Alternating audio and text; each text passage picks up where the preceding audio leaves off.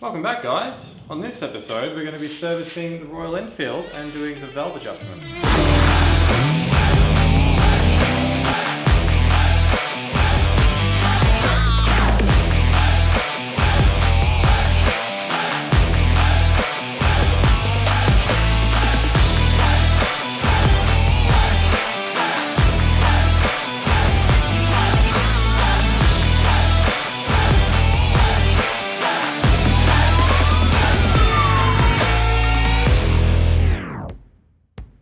Today we're going to be servicing the Royal Enfield. We've got just over 1,000 Ks on it, which means it's time for a valve adjustment and also an oil change. The book recommends using a 10W50, but when I went to the dealership, they have given me this and told me that is what they use in all of the Australian Royal Enfields. That's because of the heat over here. Apparently we do not need an oil quite as thin, although I'm not sure that's right, but we will see. An oil filter. You can pick these up from pretty much any Royal Enfield dealership. I think this is like 25 bucks and the oil is about 80-ish, so not too bad. Now you do need a couple of special tools to do the valve clearance, so I'll show you what they are. So for your valve clearance, you're going to need feeler gauges. These are thin little bits of metal that you slide in and they tell you the thickness or the distance between two parts. You need a 7/1000 and a 3/1000 if you're using imperial. There is a metric conversion. I'm not sure what ones they say to use for metric, but I will put that here somewhere. What size is this? 14 millimeters. And a 14 millimeter hexagon thing. I don't know what you call these. Allen bolt, I'm sure there's a proper name for it. 14 millimeters, that's to open the crankcase on the side of the engine. If you've got those, you're good to go. You also need a Phillips head and a 10mm, but if you're doing this job, I'm assuming that you already have that. So first off, we need to remove our seat. You need the key, you need to remove the side panel. Put that somewhere safe. Now, removing the seat, pulling the lever inside the panel there. Put that somewhere safe. Now you don't have to take the tank off to do this, but I'm going to take the tank off because I like my paintwork and I can see there's not a lot of clearance between the rocker cover and the tank. I just don't want to risk scratching a brand new bike. So I'm going to take the tank off. It does take a little bit longer, but I think it's going to be easier and less stressful. So we'll do that and possibly take the horns off, but we'll get to that in a minute. So taking the tank off is very straightforward. It is two 10mm bolts in the back. And then you can lift the tank up and out, and then there's a couple of lines under there you have to do. Just going to gently move the tank back on. Got a couple of vacuum lines on each side. We have the master plug for our fuel pump. We've got our fuel gauge line, our fuel gauge plug, sorry, at the very front.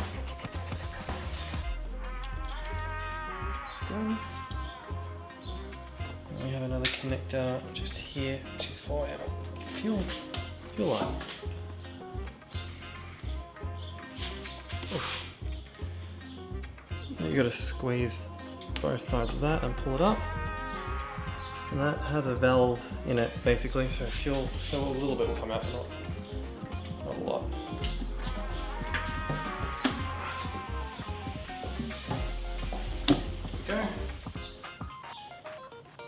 That is it. Alright, next on the list, spark plug boots. Get these out.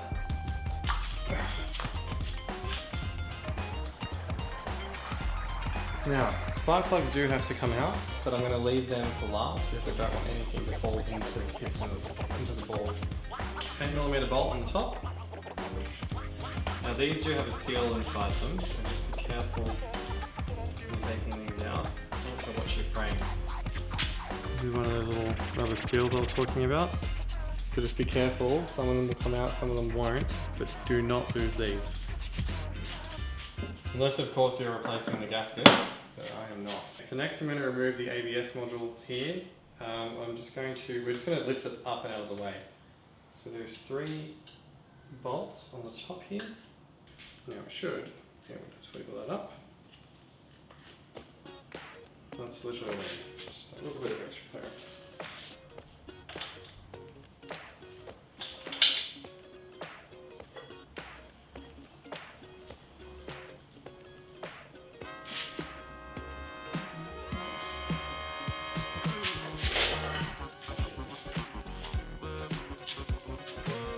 Okay, so what I ended up doing was there's a bracket just here. This one here. That's what the coils are attached to. As you can see, I can move them now. There's a bolt on the other side, which is that hole there. All I did was undid that. I loosened these nuts on each side. You can push that up out of the way. Valve cover can come up and out. It's still pretty tight, but it will go. So now we can adjust the valves. So using our 14mm hex-headed Allen key tube lever, I'm going to put that in here. And we're going to undo it. Now, there's a couple of things here. This is the access to the crank. And what we're going to do there is we can turn the motor over so that we can get to the valves so that we can adjust them. Alternatively, you could put this on the center stand if you've got an Interceptor, and then you can turn the rear wheel with it in gear, and it would do a similar thing. This is definitely the more controlled way of doing it, and the easier way when you're on your own. But if you don't have the tool, they are kind of expensive, so if you don't have the tool, there are other options. Now, we have access to the crank. We need a 17mm socket. Like it's in neutral. Now, this is a counterclockwise rotation on the engine. So get it out of the way. Okay. Beautiful. Now, we'll go ahead and remove the spark plugs. Okay, the spark plugs on this are a 16mm. We're going to need an extension. Now, the reason taking the spark plugs out is so that the engine can turn over freely. The other thing we can do with the spark plugs out is we can put our finger over... Please don't tell me that that was...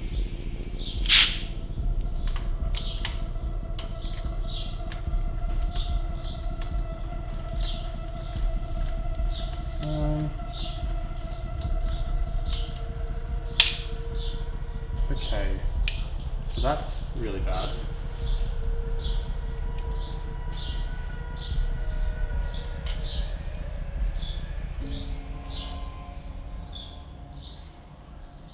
That's really bad.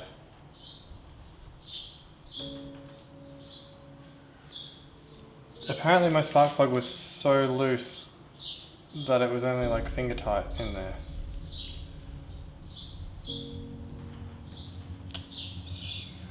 Wow, and it's got a lot of soot on it. A lot of soot.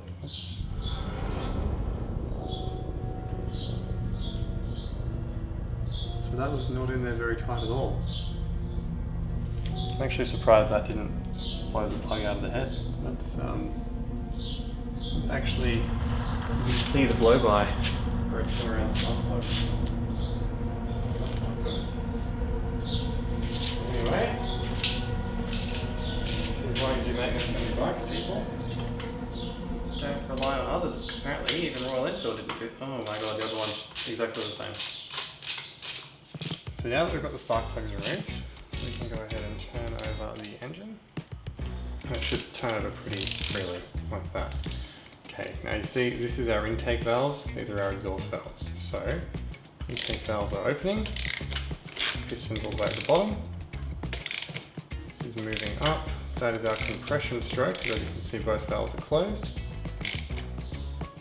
Exhaust valve is opening. Yep, okay. Now the other thing we can do here to test whether we're on the compression stroke or the exhaust stroke is you can actually put your finger down over the spark plug hole and you will feel right there. That is the compression stroke. And I would say that we are on top dead center there. Now, there is a little timing mark on the can. That's our exhaust stroke, intake stroke.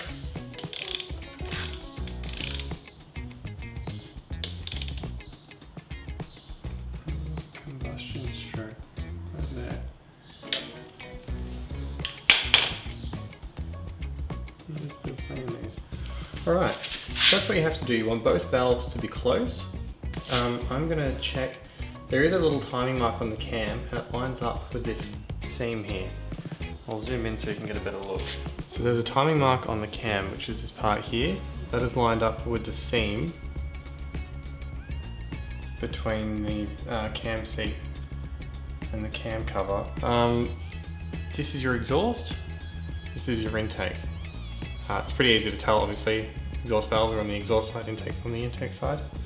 This is the feeler gauge for the intake, and this is the feeler gauge for the exhaust. So 0.3 for the intake, 0.7 for the exhaust. Make sure you do those right, don't get them around the wrong way. So what we're trying to do here is get this feeler gauge to go between this silver dome and the top of that. So on the intake, it's pretty much, that's spot on. A bit tight. So ours pretty much doesn't need any adjustment, which is really good. But if it did, you take a small screwdriver like this one, hold that, and is that a 10mm spanner, put your feeler gauge, you can get your feeler gauge ready. Now, you undo this, tightening it this way is going to pull the valve up, you give it more clearance, loosening it will push it down. It's pretty straightforward, and then you're going to use, once you've got it, you would over clearance it, you would put this in there, and then you would re-clearance it. But these are spot on, so we're not going to mess with them. We'll check the other side though. The intake, ooh, a bit loose actually. Only on one of them. So we'll be adjusting that. Exhaust is fine. Exhaust is fine. Okay, so I have one valve that is loose. Interesting.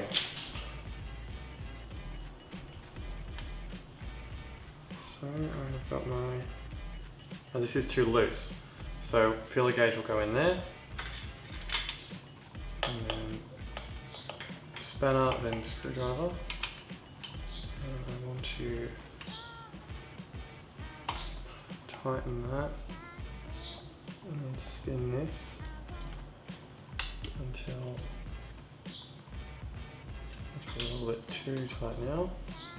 So it's a bit of a process. You're just going to adjust it and keep in mind that a thousandth of an inch is, a piece of hair is 4/1000 of an inch. So it is very small adjustments that will make a very big difference. It's still too tight.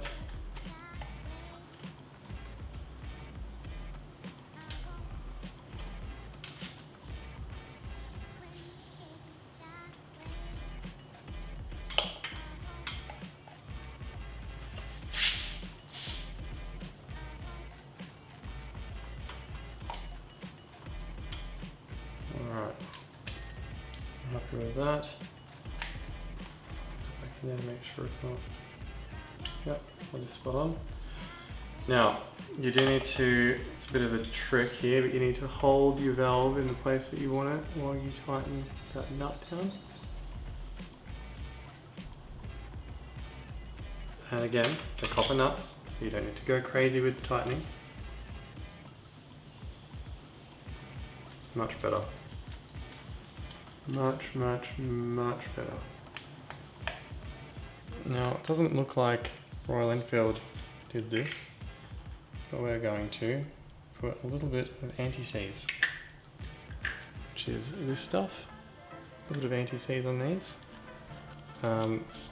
You really should be doing that when you're putting anything that's not aluminium into aluminium, or anything actually. You should really be putting it, anything that goes into aluminium, because aluminium corrodes, and if it corrodes around whatever it is you've bolted into it, there's a good chance that that thing will not want to come back out very easily.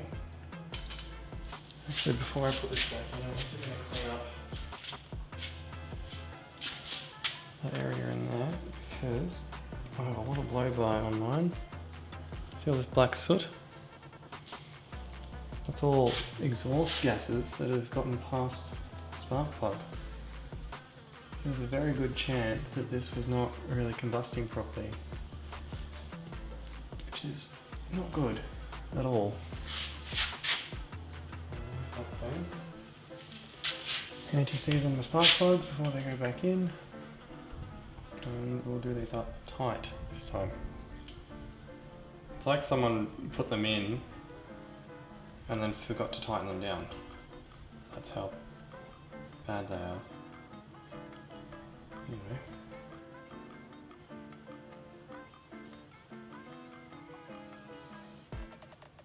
Okay. Now, spark plugs don't need to be tight, but they definitely need to be firm. And that was not even close. Alright, now while I'm on this side, I'll put this back in. And this has a little seal around the edge of it, so just be careful with that. You don't lose it or tear it or anything like that. That side goes to the back, and that notch goes to the front. So, everything out of the way. Here goes through. Stuck on something. I don't know what's actually getting in my way at this point.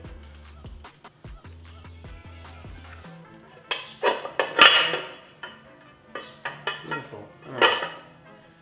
Now the gasket's a bit of a pain in the backside because you can't really take that out first.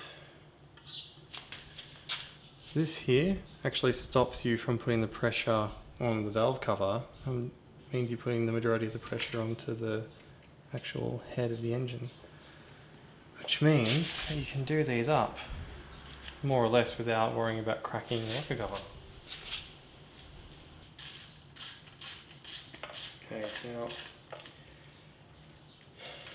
it won't matter too much as long as you've got the gasket in properly, but we do want to do this up in a bit of an X. So you want to start with the back and then go to the one at the front on the opposite side. So say you do the left hand rear, you do the right hand front, and then you do the left hand front, you're going to do the right hand rear. Same as when you're doing off wheels. So changing the oil on this thing is really straightforward. Your oil filter is here, so you just need to unscrew that. And then there is a sump plug directly underneath it, right back here. So I'll show you the process there and tell you what size tools you need, but this is a very, very easy job. So to do this, you're going to need a 17mm socket or spanner. I would recommend a socket though. And I'll use that to crack this. Oh. And open up the cap for your oil.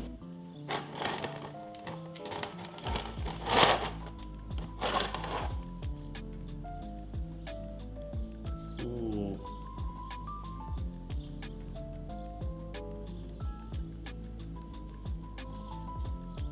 This magnet has got a lot of glitter on it.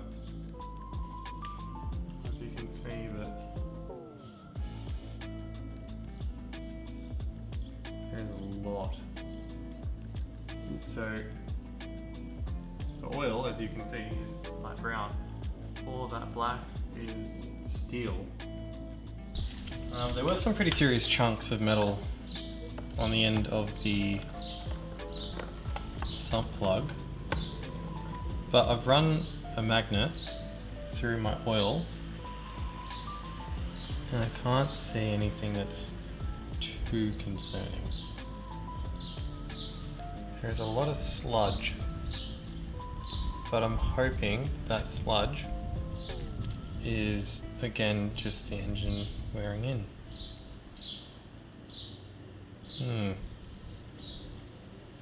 Interesting. Remove the oil filter. Let's see if it's as loose as the spark plugs were. No, it's not. So we have some grips here.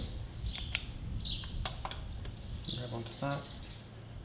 Oh wow, it's actually on there really tight. Probably too tight, actually.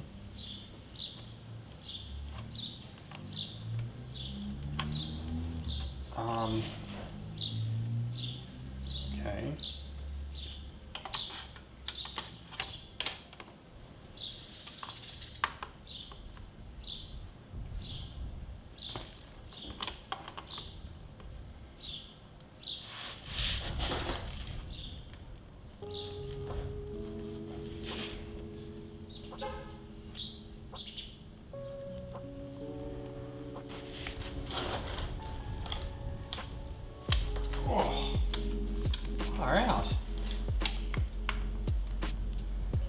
That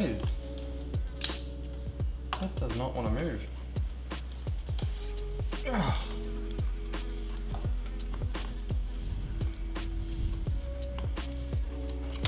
That feels like it's cross-threaded. We've wiped off the end of our plug. Now, there was a fair bit of metal and stuff on there. Again, I'm just assuming that's part of the running process and I'm not going to stress too much about it. If on the second oil change there's metal on it, then I'll probably start to ask some questions, because that would be a bit of a concern. Now, make sure that that is clean of any debris. Try to get as much of the oil up there as you can. So, some plug goes back in.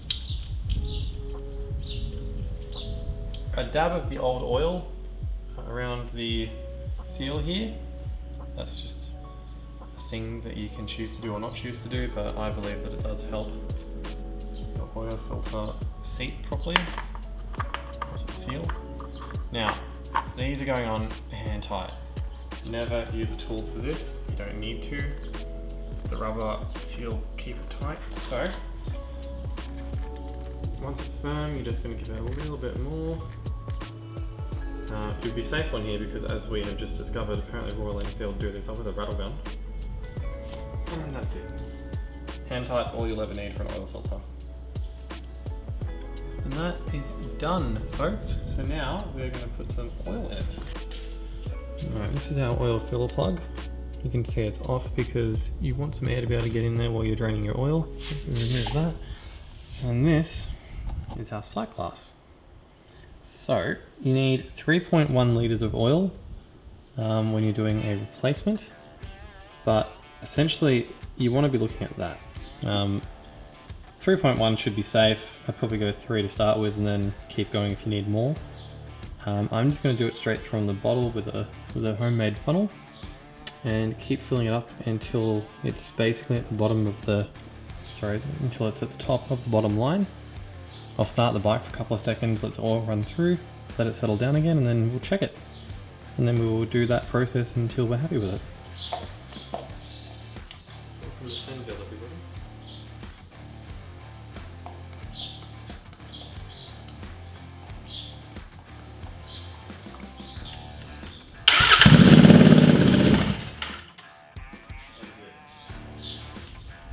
You don't want to overfill your oil. So if you overfill it, you've got to drain it all back out. And that's no fun for anyone.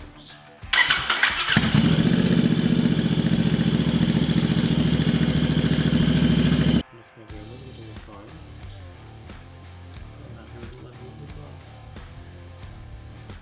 And then I'm going to give the bike a wash, take it for a ride, and then when I come back I'll double check, make sure that I don't need to put a little bit more in it. Alright guys, that pretty much sums it up. I'm about to take the bike for a ride. I've given it a quick wipe down and wash. If you want to see any more of this build series, please subscribe to the channel so you don't miss anything. And if you learned something, please give us a like. If you've got any questions, put them in the comments below and I'll answer them when I can. If you want to see behind the scenes and more updates, look at Hill Out Unlimited, our second channel. And you can follow us on social media if you want to see little sneak peeks and previews of what we're doing. Alright guys, see you on the next one. Beat the pussy up, then I beat the eyes too. Got a lot to prove, L Woods with the law school. I am not a wave, I'm a monsoon. Send her on a way after she blow me like some hot soup. She break a bank just to get the right picture and it looks great. Ooh, I love the shape, I swear to God it's hard to look away. Prove to me you got it, girl.